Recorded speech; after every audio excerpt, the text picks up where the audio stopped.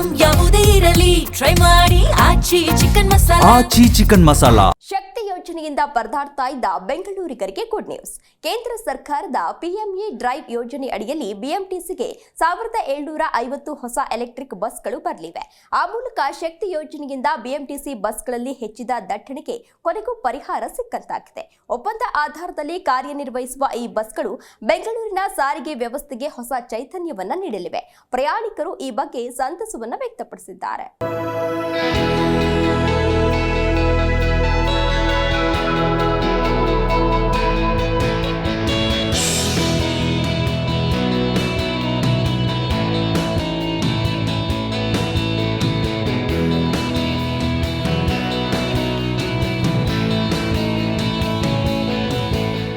ಶಕ್ತಿ ಯೋಜನೆ ಆರಂಭವಾದ ಮೇಲೆ ಬಿಎಂಟಿಸಿ ಬಸ್ಗಳಲ್ಲಿ ಪುರುಷರಿಗೆ ಶಾಲಾ ಕಾಲೇಜಿಗೆ ಹೋಗುವ ವಿದ್ಯಾರ್ಥಿಗಳಿಗೆ ಸೀಟ್ ಸಿಗ್ತಾ ಇಲ್ಲ ಎನ್ನುವ ಅಸಮಾಧಾನವಿತ್ತು.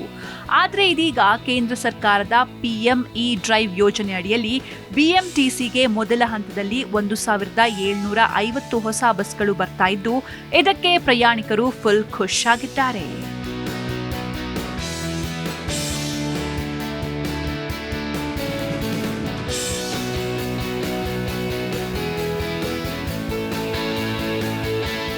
ಶಕ್ತಿ ಯೋಜನೆ ಆರಂಭವಾದ ಮೇಲೆ ಬಿಎಂಟಿಸಿ ಬಸ್ಗಳಲ್ಲಿ ಕಾಲಿಡಲು ಜಾಗವಿಲ್ಲದಷ್ಟು ಪ್ರಯಾಣಿಕರು ಕಿಕ್ಕಿರಿದು ತುಂಬುತ್ತಿದ್ದಾರೆ. ಸದ್ಯ ಬಿಎಂಟಿಸಿಯಲ್ಲಿರುವ 6800ಕ್ಕೂ ಹೆಚ್ಚು ಬಸ್ಗಳು ಸಾಲ್ತಾ ಇಲ್ಲ. ಹೀಗಾಗಿ ಕೇಂದ್ರ ಸರ್ಕಾರದ ಪಿಎಂಇ ಡ್ರೈವ್ ಯೋಜನೆ ಅಡಿಯಲ್ಲಿ ಬಿಎಂಟಿಸಿಗೆ ಮೊದಲ ಹಂತದಲ್ಲಿ 1750 ಎಸಿ ಮತ್ತು ನಾನ್ ಎಸಿ ಎಲೆಕ್ಟ್ರಿಕ್ ಬಸ್ಗಳು ಬರಲಿವೆ.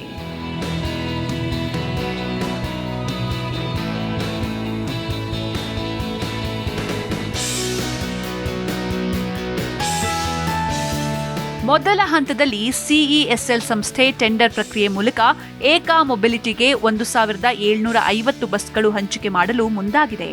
ಏಕಾ ಮೊಬಿಲಿಟಿಗೆ CESL company letter of information of quantity ಕೂಡ ನೀಡಿದ್ದಾರೆ.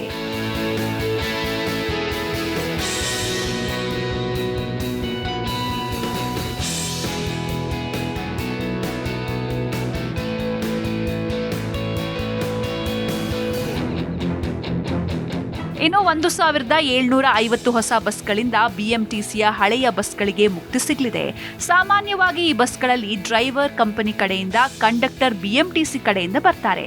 1 ಕಿಲೋಮೀಟರ್ಗೆ 45 ರಿಂದ 50 ರೂಪಾಯಿ ವೆಚ್ಚದಲ್ಲಿ ಬಿಎಂಟಿಸಿ ಗುತ್ತಿಗೆದಾರ ಕಂಪನಿಗೆ ಹಣ ನೀಡುತ್ತೆ.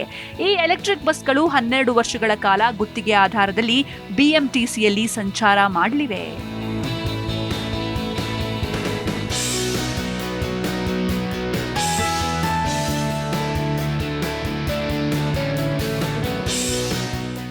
ಈ ಡ್ರೈವ್ ಯೋಜನೆ ಅಡಿಯಲ್ಲಿ ದೇಶಕ್ಕೆ 14,000 ಎಸಿ ಮತ್ತು ನಾನ್ ಎಸಿ ಎಲೆಕ್ಟ್ರಿಕ್ ಬಸ್ಗಳನ್ನು ನೀಡಲು ಕೇಂದ್ರ ಸರ್ಕಾರ ಮುಂದಾಗಿದೆ. ಇದರಲ್ಲಿ ಬೆಂಗಳೂರಿಗೆ 4,500 ಬಸ್ಗಳು ಅಂದ್ರೆ ಎಸಿ ಮತ್ತು ನಾನ್ ಎಸಿ ಎಲೆಕ್ಟ್ರಿಕ್ ಸೇರಿಸಿ ಘೋಷಣೆ ಮಾಡಲಾಗಿದೆ.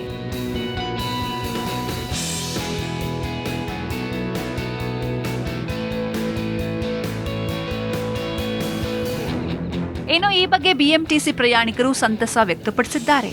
ಒಟ್ಟಿನಲ್ಲಿ ಕೇಂದ್ರ ಸರ್ಕಾರದಿಂದ ಬರುತ್ತಿರುವ 1750 ಬಸ್ಗಳಿಂದ ಸಿಲಿಕಾನ್ ಸಿಟಿಯ ಪ್ರಯಾಣಿಕರಿಗೆ ದೊಡ್ಡ ಮಟ್ಟದಲ್ಲಿ ಸಹಾಯ ಆಗೋದಂತೂ ಸುಳ್ಳಲ್ಲ. Desk bureau, G Kannada news.